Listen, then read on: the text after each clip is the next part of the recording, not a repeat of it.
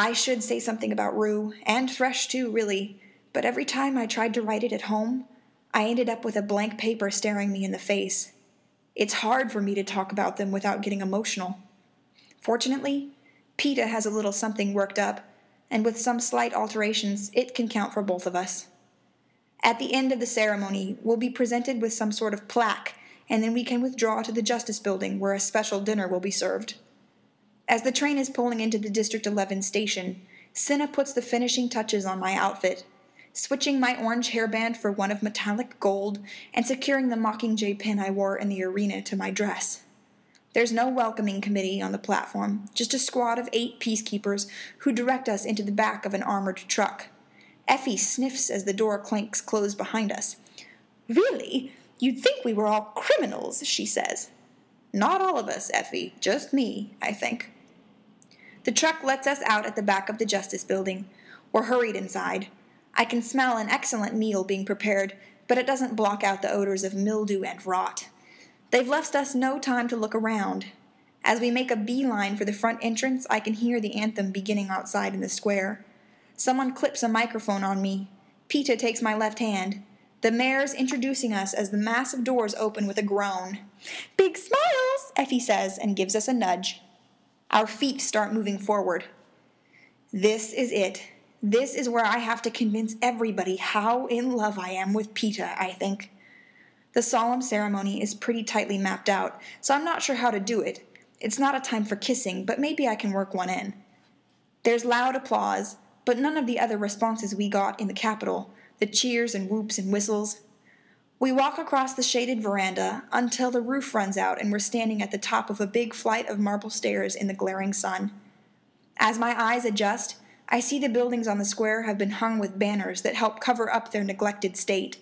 It's packed with people, but again, just a fraction of the number who live here. As usual, a special platform has been constructed at the bottom of the stage for the families of the dead tributes. On Thresh's side, there's only an old woman with a hunched back and a tall, muscular girl I'm guessing is his sister. On Rue's, I'm not prepared for Rue's family. Her parents, whose faces are still fresh with sorrow. Her 5 younger siblings who resemble her so closely. The slight builds, the luminous brown eyes, they form a flock of small dark birds. The applause dies out and the mayor gives the speech in our honor. 2 little girls come up with tremendous bouquets of flowers. PETA does his part of the scripted reply, and then I find my lips moving to conclude it. Fortunately, my mother and Prim have drilled me so I can do it in my sleep. PETA had his personal comments written on a card, but he doesn't pull it out. Instead, he speaks in his simple, winning style about Thresh and Rue making it to the final 8, about how they both kept me alive, thereby keeping him alive, and about how this is a debt we can never repay. And then he hesitates before adding something that wasn't written on the card. Maybe because he thought Effie might make him remove it. "It can in no way replace your losses, but as a token of our thanks, we'd like for each of the tribute's families from District 11 to receive 1 month of our winnings every year for the duration of our lives." The crowd can't help but respond with gasps and murmurs. There is no precedent for what PETA has done. I don't even know if it's legal. He probably doesn't know either, so he didn't ask in case it was. As for the families, they just stare at us in shock. Their lives were changed forever when Thresh and Rue were lost, but this gift will change them again. A month of tribute winnings can easily provide for a family for a year. As long as we live, they will not hunger. I look at PETA and he gives me a sad smile. I hear Haymitch's voice. "You could do a lot worse." At this moment, it's impossible to imagine how I could do any better. This gift, it is perfect. So when I rise up on tiptoe to kiss him, it doesn't seem forced at all. The mayor steps forward and presents us each with a plaque that's so large I have to put down my bouquet to hold it. The ceremony's about to end when I notice one of Rue's sisters staring at me. She must be about 9 and is almost an exact replica of Rue, down to the way she stands with her arms slightly extended. Despite the good news about the winnings, she's not happy. In fact, her look is reproachful. Is it because I didn't save Rue? No. It is because I still haven't thanked her, I think. A wave of shame rushes through me. The girl is right. How can I stand here, passive and mute, leaving all the words to Peeta? If she had won, Rue would never have let my death go unsung. I remember how I took care in the arena to cover her with flowers, to make sure her loss did not go unnoticed. But that gesture will mean nothing if I don't support it now. Wait! I stumble forward, pressing the plaque to my chest. My allotted time for speaking has come and gone, but I must say something. I owe too much. And even if I had pledged all my winnings to the families, it would not excuse my silence today. Wait, please. I don't know how to start, but once I do, the words rush from my lips as if they've been forming in the back of my mind for a long time. I want to give my thanks to the tributes of District 11, I say. I look at the pair of women on Thresh's side. I only ever spoke to Thresh one time, just long enough for him to spare my life. I didn't know him, but I always respected him, for his power, for his refusal to play the games on anyone's terms but his own. The careers wanted him to team up with them from the beginning, but he wouldn't do it. I respected him for that.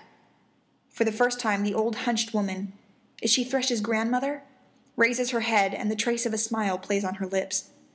The crowd has fallen silent now, so silent that I wonder how they manage it. They must all be holding their breath. I turn to Rue's family. But I feel as if I did know Rue, and she'll always be with me. Everything beautiful brings her to mind. I see her in the yellow flowers that grow in the meadow by my house. I see her in the mockingjays that sing in the trees. But most of all, I see her in my sister Prim. My voice is undependable, but I am almost finished. Thank you for your children. I raise my chin to address the crowd. And thank you all for the bread. I stand there, feeling broken and small, thousands of eyes trained on me. There's a long pause. Then, from somewhere in the crowd, someone whistles Rue's 4-note mockingjay tune, the one that signaled the end of the workday in the orchards, the one that meant safety in the arena. By the end of the tune, I have found the whistler, a wizened old man in a faded red shirt and overalls. His eyes meet mine. What happens next is not an accident. It is too well executed to be spontaneous, because it happens in complete unison. Every person in the crowd presses the 3 middle fingers of their left hand against their lips and extends them to me. It's our sign from District 12. The last goodbye I gave Rue in the arena. If I hadn't spoken to President Snow, this gesture might move me to tears. But with his recent words to calm the districts fresh in my ears, it filled me with dread. What will he think of this very public salute to the girl who defied the Capitol? The full impact of what I've done hits me. It was not intentional. I only meant to express my thanks, but I have elicited something dangerous, an act of dissent from the people of District 11. This is exactly the kind of thing I am supposed to be diffusing. I try to think of something to say to undermine what has just happened, to negate it, but I can hear the slight burst of static, indicating my microphone has been cut off and the mayor has taken over. Peeta and I acknowledge a final round of applause. He leads me back toward the doors, unaware that anything has gone wrong. I feel funny and have to stop for a moment. Little bits of bright sunshine dance before my eyes. "Are you all right?" Peeta asks. "Just dizzy. The sun was so bright," I say. I see his bouquet. "I forgot my flowers," I mumble. "I'll get them," he says. "I can," I answer. We would be safe inside the Justice Building by now, if I hadn't stopped, if I hadn't left my flowers. Instead, from the deep shade of the veranda, we see the whole thing. A pair of peacekeepers dragging the old man who whistled to the top of the steps, forcing him to his knees before the crowd, and putting a bullet through his head.